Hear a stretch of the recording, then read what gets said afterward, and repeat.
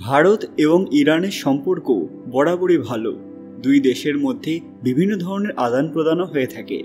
আপনারা হয়তো শুনেছেন যে ইরানের রাষ্ট্রপতি ইব্রাহিম রাইজির মৃত্যু হয়েছে হেলিকপ্টার দুর্ঘটনায়, যে ঘটনায় গোটা ইরান জুড়ে শোকের ছায়া, পাশাপাশি শোক বার্তা জানিয়েছে ভারত।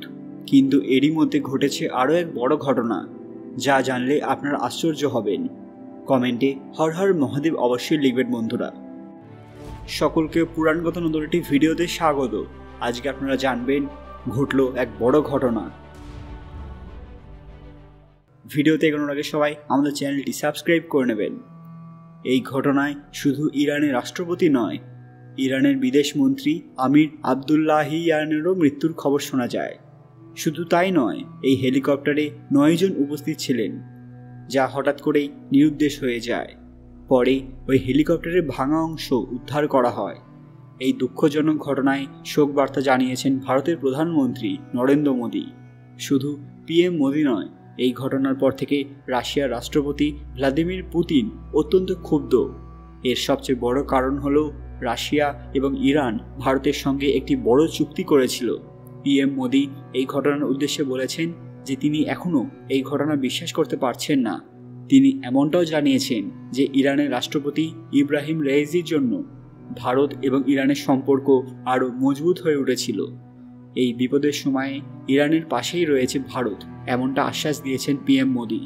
আপনারা জানলে অবাক হবেন যে যখন ইরানের রাষ্ট্রপতির হেলিকপ্টার ক্র্যাশ করেছিল, ঠিক তারপরেই রাশিয়া থেকে একটি স্পেশাল টিমকে পাঠানো হয় তাদের সাহায্যের জন্য। কিন্তু উদ্ধার কার্যের আগেই সব শেষ হয়ে যায়।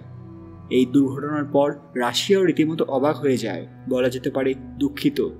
ইরানের মাধ্যমেই রাশিয়া বিভিন্ন জায়গায় শক্তির বৃদ্ধি ঘটাচ্ছিল, পাশাপাশি আমেরিকাকে কড়া প্রতিদ্বন্দ্বিতা ছুড়ে দেয়। ইরান এবং ইসরায়েলের যুদ্ধের সময়ও রাশিয়া ইরানের পাশে দাঁড়িয়েছিল। সম্প্রতি রাশিয়া এবং ইরান একত্রিত হয়ে ভারতের সঙ্গে একটি চুক্তি স্বাক্ষরিত করেছিল। একটি বিশেষ করিডোর বানানোর কাজ শুরু হয়েছিল। তারা সকলে একত্রে এক আন্তঃরাষ্ট্রীয় উত্তর দক্ষিণ সংযোগের ওপর কাজ করছিল। এই কাজটি সম্পন্ন হলে রাশিয়ার সেন্ট পিটার্সবার্গ থেকে মস্কো হয়ে ভারতের মুম্বাইয়ে মালপত্র পাঠানোর ব্যবস্থা করা যেত, যাতে সময় লাগতো মাত্র 10 দিন।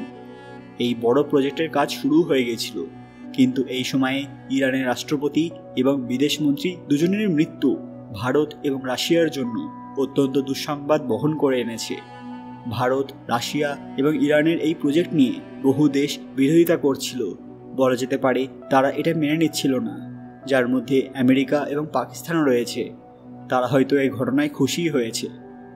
যদি আমরা ভারত এবং ইরানের ইতিহাস দেখি, তাহলে দেখব ইরানি এবং ভারতীয়দের বহু বছরের জাতিগত বন্ধন এবং দৈনন্দিন জীবনযাত্রার বিভিন্ন দিকগুলিতে অবিচ্ছিন্ন মিল সহ একটি বিশাল ইতিহাস রয়েছে।